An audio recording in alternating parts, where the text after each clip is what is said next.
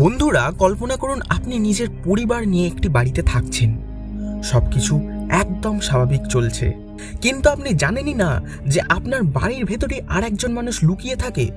আপনার প্রতিটি কাজ দেখে, আপনার খাবার খায়, এমনকি আপনি ঘুমিয়ে পড়ার পর আপনার ঘরেও ঢুকে যায়। শুনতে অবিশ্বাস্য লাগলেও আজকের মুভিতে ঠিক এমনই একটি ভয়ঙ্কর ঘটনা দেখানো হয়েছে। মুভির শুরুতেই আমরা জাস্টিন নামের একটি ছোট ছেলেকে দেখতে পাই। প্রতিদিনের মতো সে জঙ্গলের নির্জন রাস্তা দিয়ে সাইকেল চালিয়ে যাচ্ছিল, কিন্তু হঠাৎ করেই পেছন থেকে কেউ তাকে টেনে নিয়ে যায়। কি ঘটলো, কে তাকে নিয়ে গেল, এই সব প্রশ্নের উত্তর আছে আজকের এই মুভিতে। এরপর আমরা পরিচিত হই পুলিশ অফিসার গ্রেগ হারপারের সাথে। বাইরে থেকে তার পরিবারকে স্বাভাবিক মনে হলেও বাস্তবে তাদের সম্পর্ক ভেঙে গিয়েছিল।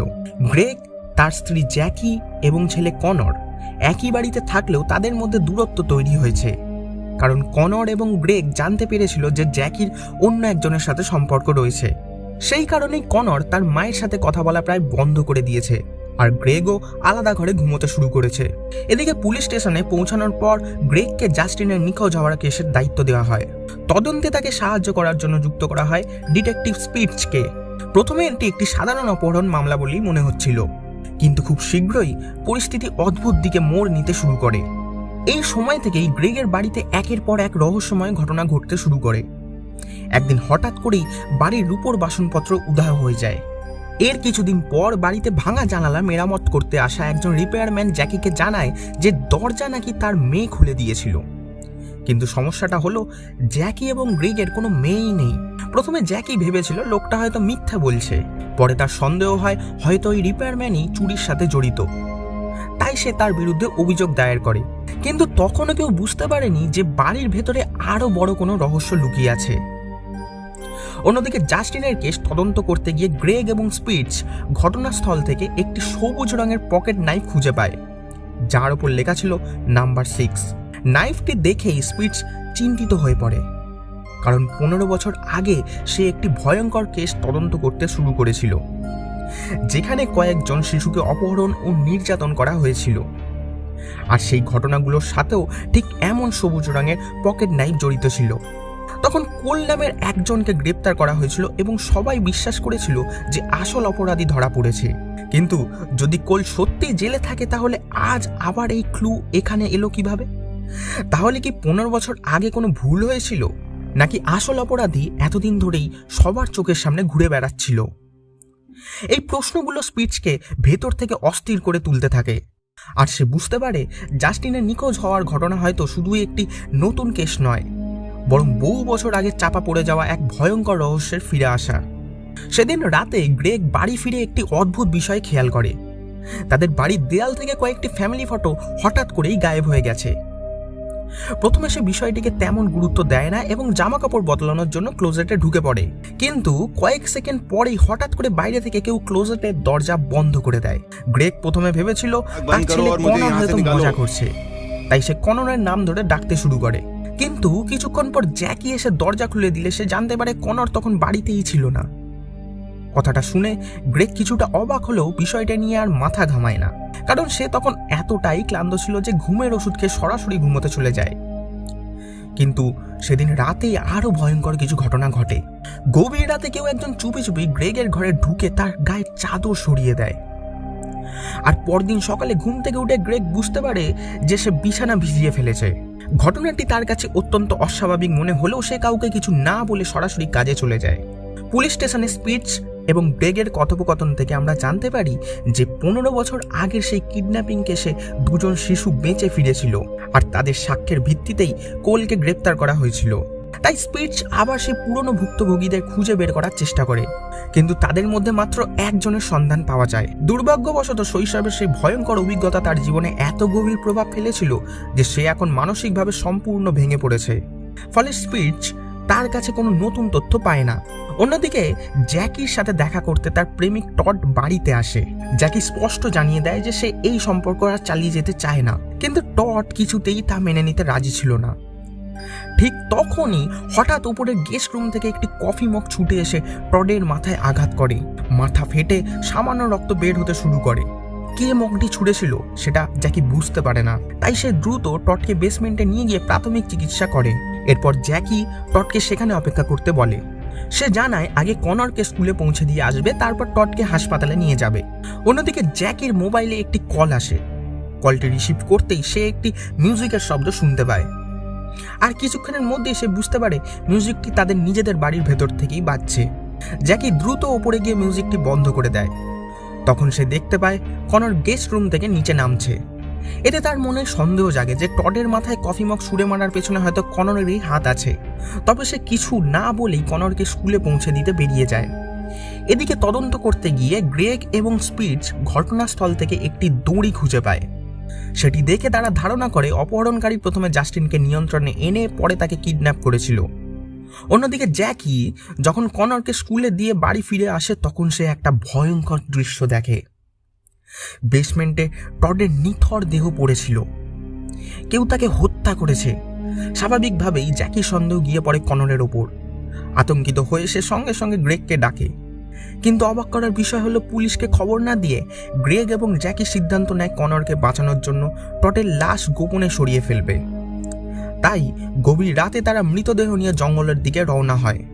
সেদিন রাতে কনর বাড়ি ফিরে ওয়াশিং মেশিনের ভেতরে তার সেই রূপোর বাসনপত্রগুলো খুঁজে পায়, যেগুলো কয়েকদিন আগে হারিয়ে গিয়েছিল। এর মানে রিপেয়ারম্যান নির্দোষ ছিল। এরপর কনরের ল্যাপটপে একটি অজানা মেসেজ আসে, তুমি কি ফ্রগিং এর মানে জানো? কনর সার্চ করে জানতে পারে যখন কোনো ব্যক্তি অন্যের অজান্তে তার বাড়িতে গোপনে বসবাস করে তখন তাকে ফ্রগিং বলা হয়। আর ঠিক তখনই আমরা কনরের পেছনে একটি ব্যাঙের মুখোশ পরা রহস্যময় মানুষকে দাঁড়িয়ে থাকতে দেখি। অন্যদিকে জ্যাকি এবং গ্রেগ লাশ গুম করে বাড়ি ফিরে একেবারে হতবাক হয়ে যায়, কারণ কেউ কনরকে অজ্ঞান করে বাথটবের ভেতরে ফেলে রেখেছে, আর তার পাশেই রাখা ছিল সেই সবুজ রঙের পকেট নাইফ। এটা দেখার পর গ্রেগ জ্যাকিকে কনরকে নিয়ে হাসপাতালে যেতে বলে, আর নিজে বাড়িতে থেকে অনুপ্রবেশকারীকে খুঁজতে শুরু করে। ঠিক সেই সময় স্পিডস একটি রহস্যময় ফোন কল পায়। একজন মেয়ে জানায় যে সে অপহরণকারীর সাথেই আছে এবং দ্রুত সাহায্যের প্রয়োজন। এদিকে গ্রেগ যখন বাড়ির ভেতরে খোঁজাখুঁজি করছিল তখন হঠাৎ মুখোশ পরা লোকটি তার উপর কুঠার নিয়ে হামলা করে। আর ঠিক এখানেই মুভি আমাদের সবচেয়ে বড় টুইস্ট দেয়, কারণ এরপর থেকে পুরো গল্পটি নতুন দৃষ্টিকোণ থেকে দেখানো শুরু হয়, যেখানে এতক্ষণ ধরে ঘটে যাওয়া সব রহস্যের আসল সত্য সামনে আসতে শুরু করে।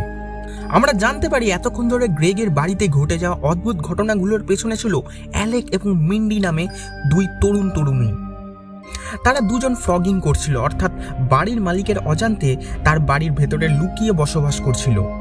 মিন্ডি ছিল একজন অভিজ্ঞ ফ্রগার, কিন্তু অ্যালেক এই কাজে নতুন ছিল। আর ওই ব্যাঙের মুখোশ পরা লোকটিও ছিল অ্যালেক। এবার গল্পটি ফ্ল্যাশব্যাকে ফিরে যায় এবং একে একে সব রহস্যের উত্তর সামনে আসতে শুরু করে। আমরা দেখতে পাই মিন্ডির বারণ সত্ত্বেও অ্যালেক বাড়ির রূপোর বাসনপত্র চুরি করেছিল।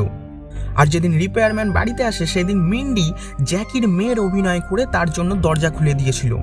এদিকে এক রাতে অ্যালেক মিন্ডিকে ঘুমের ওষুধ খাইয়ে দেয় এবং সুযোগ নিয়ে গ্রেগের ফ্যামিলি ফটো চুরি করে। সেই রাতেই সে গ্রেগকে ক্লোজেটে আটকে দেয় এবং তার সাথে আরও কিছু অদ্ভুত কাজ করে। এসব দেখে পরিষ্কার বোঝা যাচ্ছিল অ্যালেকের ব্যক্তিগতভাবে গ্রেগের প্রতি কোনো গভীর ক্ষোভ রয়েছে।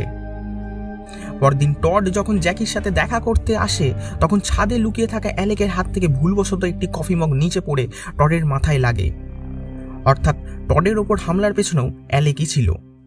এই ঘটনার পর মিন্ডি ভয় পেয়ে যায় এবং বাড়ি ছেড়ে চলে যেতে চায়, কিন্তু তাদের জিনিসপত্র তখনও বেসমেন্টে ছিল।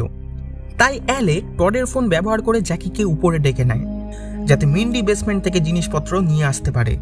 কিন্তু বেসমেন্টে গিয়ে মিন্ডি এমন কিছু দেখে যা পুরো গল্পটাকেই বদলে দেয়। সে নিজের চোখে দেখে গ্রেগ টডকে হত্যা করছে, অর্থাৎ এতক্ষণ যে খুনের দায় কনরের ওপর পড়ছিল বাস্তবে টডকে মেরেছিল গ্রেগ নিজেই। কিছুক্ষণ পর গ্রেগ এবং জ্যাকি টডের লাশ গুম করার পরিকল্পনা করে বাড়ি থেকে বেরিয়ে যায়। অন্যদিকে অ্যালেক ক্রমশ অস্বাভাবিক আচরণ করতে শুরু করে। সে ফটোগুলো বিকৃত করে এবং কনরকে অজ্ঞান করে ফেলে। মিন্ডি তাকে থামানোর চেষ্টা করলে দুজনের মধ্যে ধস্তাধস্তি হয় এবং মিন্ডি অজ্ঞান হয়ে যায়। এরপর অ্যালেক তাকে গ্রেগের গাড়ির ডিকিতে লুকিয়ে রাখে। কিছুক্ষণ পরে মিন্ডির জ্ঞান ফিরলে সে ডিকির ভেতরে জাস্টিনের জামা এবং কয়েকটি সবুজ পকেট নাইফ দেখতে পায়। আর তখনই তার মাথায় ভয়ঙ্কর সত্যিটা পরিষ্কার হয়ে যায়। জাস্টিনকে কিডন্যাপ করেছে অন্য কেউ নয় বরং গ্রেগ। এরপর গ্রেগ গাড়ি নিয়ে একটি নির্জন স্থানে যায়, সুযোগ পেয়ে মেন্ডি স্পিচকে ফোন করে অপহরণকারীর তথ্য জানায়। সেখানেই সে একটি ক্যারাভ্যানের ভেতরে জাস্টিন এবং আরও এক শিশুকে বন্দি অবস্থায় দেখতে পায়, কিন্তু দুর্ভাগ্যবশত গ্রেগ তাকে ধরে ফেলে। এরপর সে পুরো ঘটনাকে এমনভাবে সাজায় যেন মিন্ডি ছিল আসল অপরাধী এবং আত্মরক্ষার জন্য সে তাকে হত্যা করে। এদিকে গ্রেগ বুঝতে পারে মিন্ডির একজন সঙ্গীও রয়েছে, তাই সে অ্যালেককে খুঁজে বের করার চেষ্টা করে, কিন্তু শেষ পর্যন্ত অ্যালেকই তার উপর হামলা করে।